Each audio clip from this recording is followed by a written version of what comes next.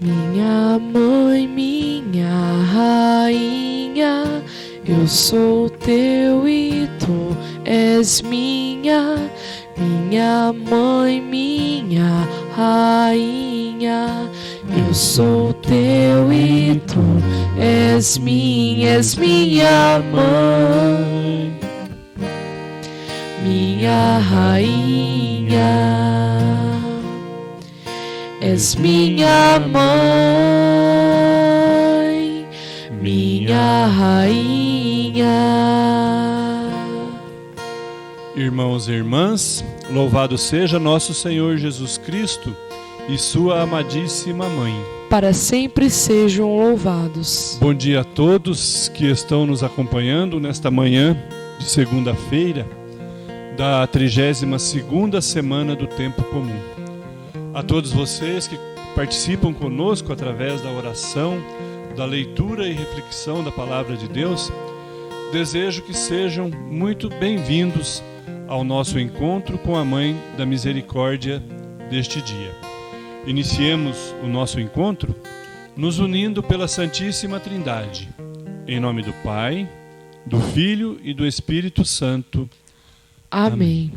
Invoquemos também, juntos, a presença do Espírito Santo sobre este nosso momento, sobre a nossa semana que se inicia e sobre toda a nossa vida. Rezemos. Vinde, Espírito Santo, vinde por meio da poderosa intercessão do coração imaculado de Maria, vossa amadíssima esposa. Amém. Amém. Dentro da liturgia de hoje, a Igreja comemora a consagração da Basílica de São João de Latrão, construída por volta do ano de 314 e 335. Ela foi definida como a mãe e cabeça de todas as igrejas da cidade e do mundo. É o símbolo da fé dos cristãos dos primeiros séculos, onde se reuniam para celebrar a palavra de Deus e os sagrados mistérios. Motivado por nos ser dado a conhecer e celebrar nos dias de hoje sobre a fé que une através dos tempos todos os filhos de Deus, vamos acompanhar o evangelho deste dia de festa, que está em João, capítulo 2, versículos de 13 a 22. Evangelho de Jesus Cristo segundo João. Estava próxima a Páscoa dos judeus. Jesus então subiu a Jerusalém.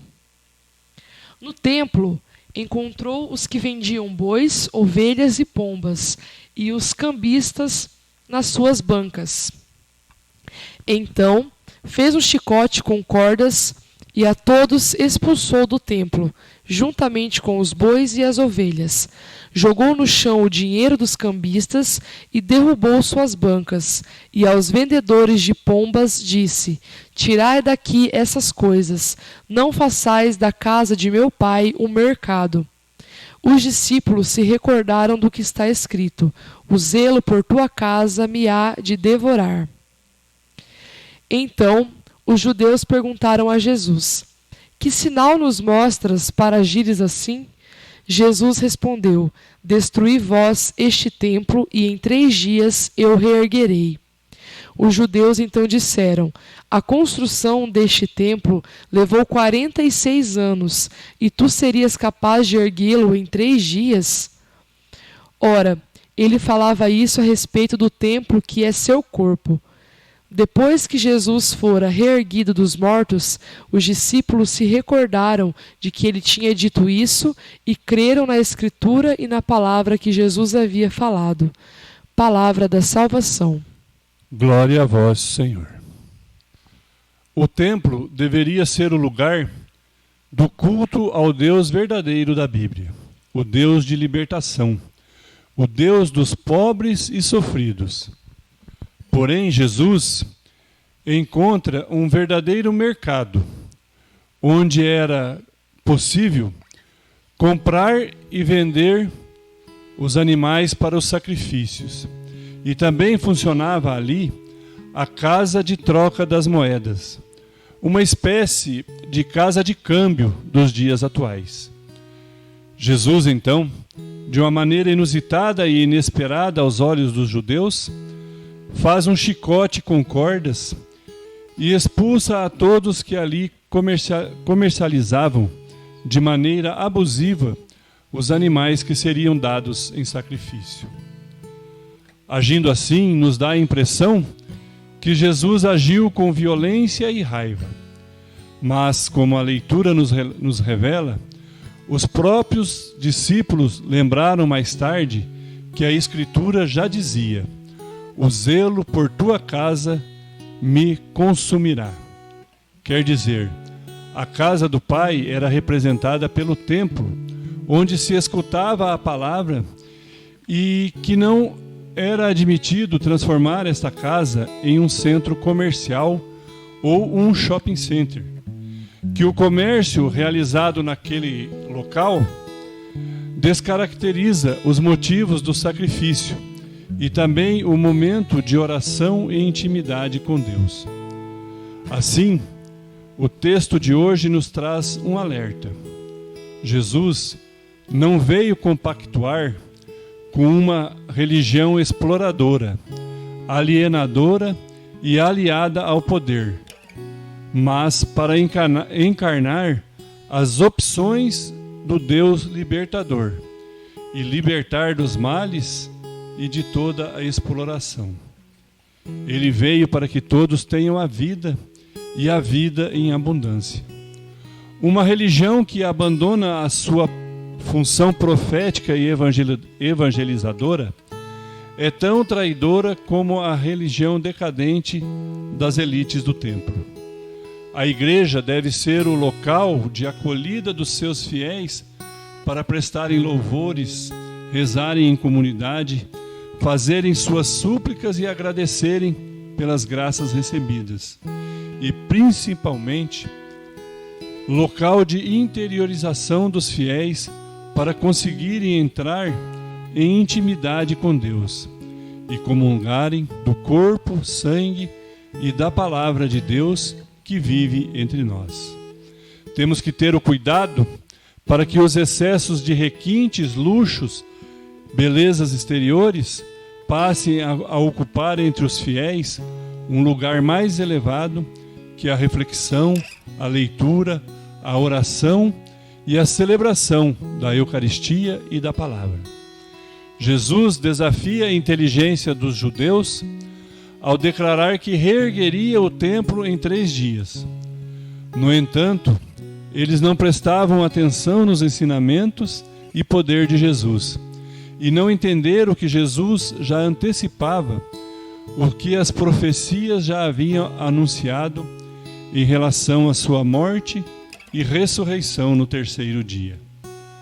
Maria, que concebeu, gerou, criou e educou Jesus, já era sabedora de tudo o que iria acontecer, pois através de sua fé, amor e confiança no plano de salvação de Deus, ela humildemente aceitou a sua missão e, a partir do seu sim, já iniciou junto com Jesus o caminho até o Calvário, onde se consumaria pela maldade e dureza do coração da humanidade o sacrifício da cruz, o sacrifício da redenção dos homens. Ela, através da sua atitude convicta de servir a Deus, nos deixa o fiel exemplo de respeito, cuidado e zelo com o templo que Jesus, através da ressurreição, iria reconstruir, trazendo a misericórdia e amor de Deus como base e sustento. Que possamos nos espelhar em sua santidade para podermos merecer participar da construção do reino de Deus e sermos bem-vindos ao templo que abriga o Espírito Santo em seu interior. O templo que devemos zelar é o do corpo e sangue de Cristo, presentes na Eucaristia. É o templo da Palavra de Deus. É o templo do corpo físico de nossos irmãos, onde habita o próprio Jesus. É reconhecermos em nossos irmãos o templo do Espírito Santo que traz à vida toda a humanidade.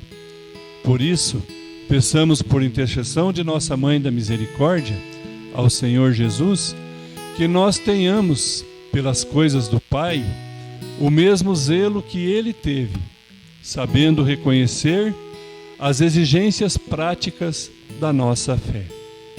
Rezemos agora a oração que Santa Faustina fez para a Mãe da Misericórdia. Maria, minha Mãe e Senhora, entrego-vos a minha alma e o meu corpo, a minha vida e a minha morte, e tudo o que vier depois dela. Deposito tudo em vossas mãos, ó minha Mãe.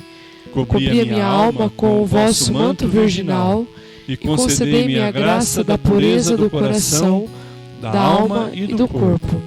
Defendei-me com o vosso poder de todos os inimigos, especialmente daqueles que escondem a própria maldade com a máscara da virtude. Ó lindo lírio, vós sois para mim o espelho, ó minha Mãe. Amém. Terminamos aqui o nosso encontro com a Mãe da Misericórdia desta manhã. Agradecemos a sua participação e convidamos para que amanhã estejamos novamente juntos para estarmos alavancando mais um dia em nosso projeto de evangelização. Compartilhe com o seu grupo, com os seus grupos nas redes sociais a nossa página no YouTube Devotos de Santa Luzia. E não esqueça também de deixar a sua curtida, deixar o seu like. Fiquemos todos com Deus e que por intercessão da nossa Mãe da Misericórdia, Deus nos abençoe e abençoe a nossa vida hoje e sempre. Em nome do Pai, do Filho e do Espírito Santo. Amém. Amém.